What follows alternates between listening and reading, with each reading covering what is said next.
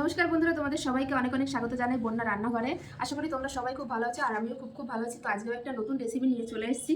তো দেখো, আমার হাতে রয়েছে 1.5 কিলো ওজনের সাইজের একটা সিলভার কাপ মাছ। তো এই মাছটা কেটে কিন্তু একদম ঝালঝাল করে কালিয়া বানাবো আজকে। এ দেখো, একদম নদীর টাটকা মাছ বন্ধুরা, ওজন আছে 1.5 কিলো। এ দেখো, আর ফুলকোটা দেখলেই তোমরা বুঝতে পারবে যে কতটা টাটকা মাছ। তো এই মাছটাই কেটে কিন্তু আজকে রান্না করব। তো দেখতে থাকো। যে সকল বন্ধুরা আমার চ্যানেলে নতুন এসেছে অবশ্যই ফেসবুক থেকে দেখলে পেজটি ফলো করবে, আর ইউটিউব থেকে দেখলে অবশ্যই চ্যানেলটি সাবস্ক্রাইব করবে। চলো এখন মাছটা কাটি।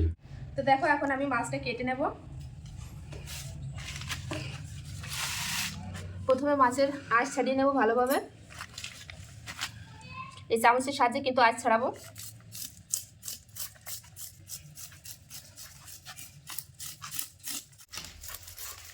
তো দেখো, দেখতে দেখতে কিন্তু আমার এক সাইডে আঁশ প্রায় ছাড়ানো শেষ।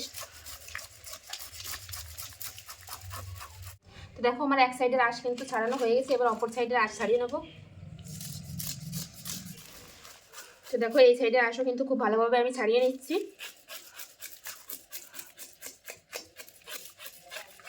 মাছের আঁশ কিন্তু খুব ভালোভাবে আমি ছাড়িয়ে নিচ্ছি। এখন মাছটা কেটে নেব। প্রথমে মাছের মুড়ো কেটে নেব। কতটা টাটকা তোমরা দেখলেই বুঝতে পারছো।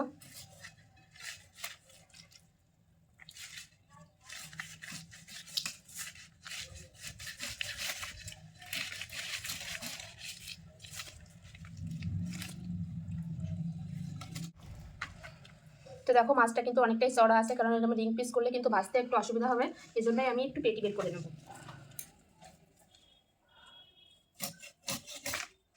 তো এবার পেটি বের করে নেব।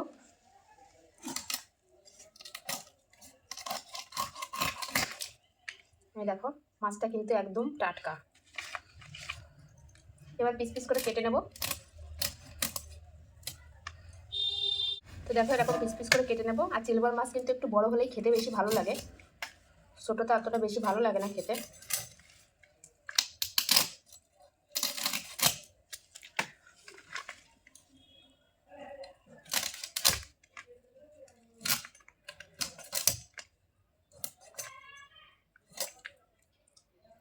তো পেটির মাছটাও পিস পিস করে কেটে নেব। মাঝখান থেকে কেটে নেব। দেখো, তো এবার এই মাছটা কেটে নেব।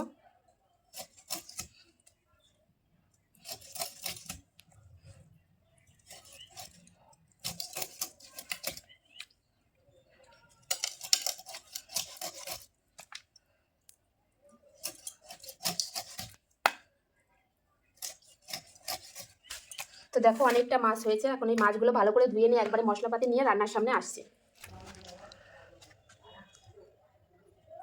মাছগুলো ভালো করে ধুয়ে নিয়ে চলে এসেছি, আর সঙ্গে মশলাপাতিও নিয়ে এসেছি। প্রথমে মাছে দিয়ে দেবো লবণ, আর দিয়ে দেবো হলুদ গুঁড়ো, দিয়ে মেখে নেব মাছ ভাজার জন্য। মাছে লবণ হলুদ মেখে নিয়েছি খুব সুন্দরভাবে। এখন মাছগুলো ভেজে নেব। মাছ ভাজার জন্য কড়াই বসিয়ে দিয়েছি। কড়াইতে দিয়ে দেব সরষের তেল। তো মাছে লবণ হলুদ মেখে রেখেছি, এটা রেখে দেবো 10 মিনিটের জন্য। আর এই সাইডে আমি তেল গরম করতে বসিয়ে দিয়েছি। প্রথমে পেঁয়াজের বেরেস্তা ভেজে নেব।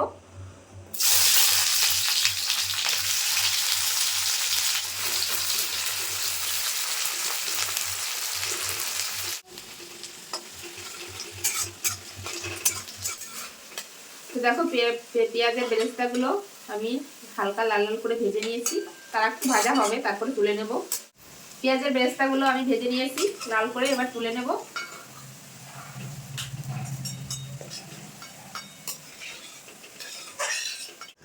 তো ওই তেলের ভিতরে এখন মাছগুলো ভেজে নেব।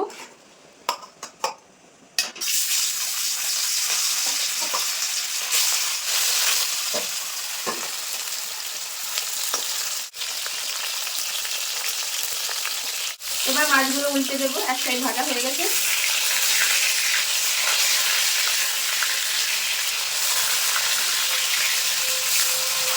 তো মাছগুলো আমি লাল লাল করে ভেজে নিয়েছি, এবার তুলে নেব। আজকের কালিয়াটা কিন্তু একটু অন্যভাবে বানাবো আমি। বাকি যে মাছগুলো আছে একইভাবে ভেজে নেব।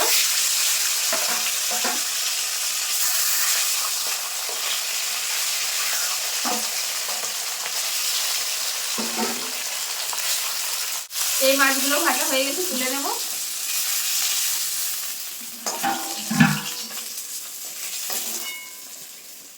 ওই তেলের ভিতরে আমি রান্না করব, তেলের ভিতরে ফোড়ন করে নেবো। ফোড়নে দিয়ে দেবো হচ্ছে তেজপাতা আর হচ্ছে গোটা জিরে।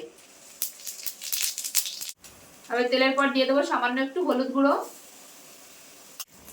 এবার দিয়ে দেবো আদা রসুন বাটা।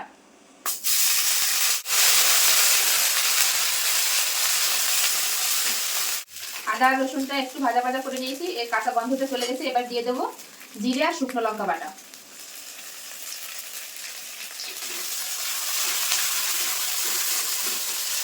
এবার দিয়ে দেবো টমেটো কুচি।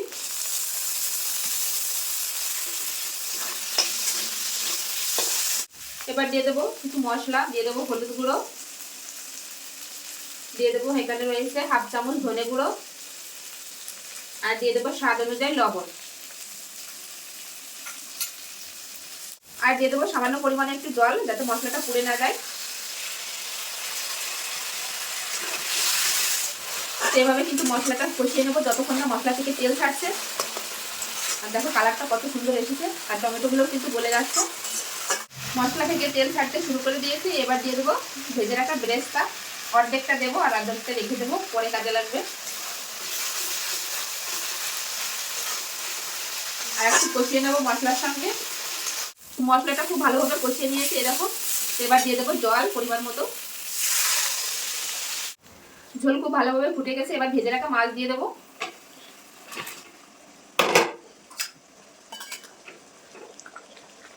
মাছটা দিয়ে একটু ফুটিয়ে নেব।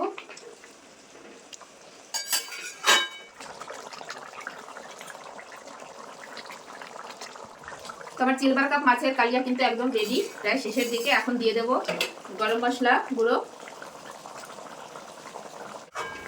গরম মশলা দিয়ে দিয়েছি। এবার দিয়ে দেবো উপর দিয়ে ধনেপাতা কুচি, দিয়ে নামিয়ে নেব। একদম কিন্তু রেডি গরম গরম কালিয়া।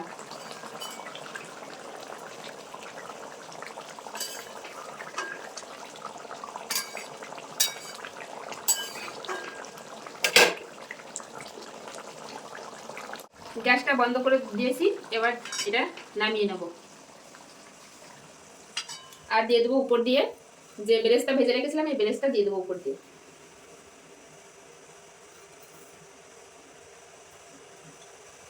কেমন হয়েছে দেখতে অবশ্যই বলবে, আর খেতে তো খুব টেস্টি হবে, দেখেই বোঝা যাচ্ছে।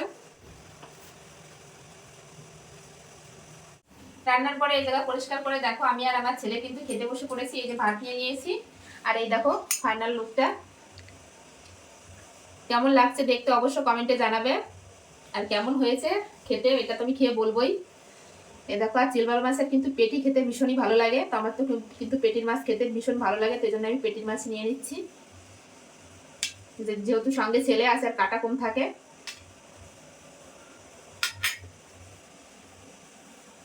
দেখো বন্ধুরা, পেটির মাছটা কিন্তু খুবই ভালো লাগে খেতে। আর এই দেখো মাছটাও কিন্তু সেই। দেখো এখন ছেলেকে খাবো, আমিও খাবো সঙ্গে।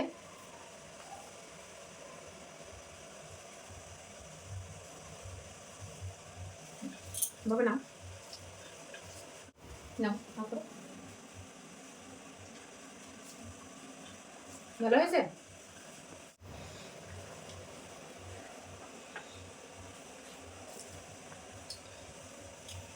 দেখো মাছটা, মাছ খাবো একটু ঝাল লাগছে ওর।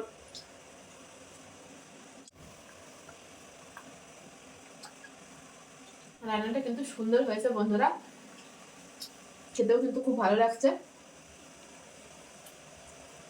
দেখো পেটির মাছটা এই জন্য ভালো লাগে, দেখো এই জায়গায় কিন্তু একদম তেল তেল। কার কার এইটুকু ভালো লাগে অবশ্যই কমেন্টে জানাবে বন্ধুরা।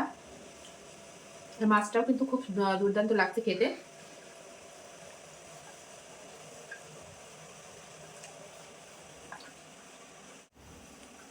তো আমি তো এখানে খাচ্ছি। তো চলো বন্ধুরা, ভিডিওটা আর বেশি বড় করছি না, এখানে শেষ করছি। আবার দেখা হবে নতুন কোনো ভিডিওর সঙ্গে। সবাই ভালো থাকবে, সুস্থ থাকবে, আর ভালো লাগলে অবশ্যই চ্যানেলটি সাবস্ক্রাইব করবে। তো চলো বাই বাই করো বাবা।